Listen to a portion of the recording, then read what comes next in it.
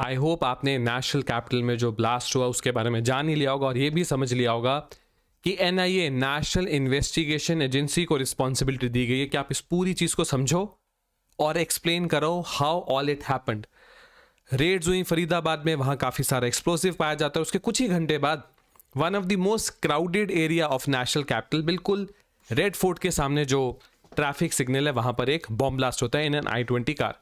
समझते हैं एनआईए को जो ये सारा इन्वेस्टिगेट करेगी।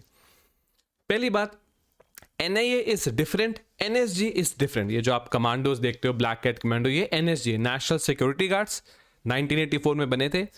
एनआईए एक अलग ऑर्गेनाइजेशन है।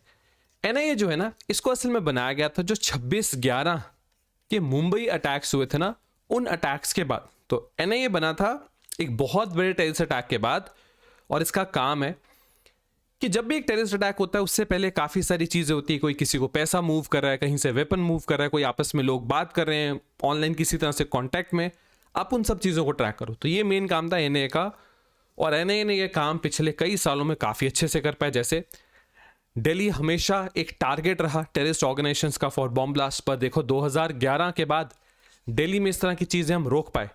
पर जो अब हुआ इसको शायद एक बिल्कुल एक नई अप्रोच से समझना पड़ेगा, क्योंकि जो स्टैंडर्ड एक्सप्लोसिव RDX वगैरह वो यूज़ नहीं हुए।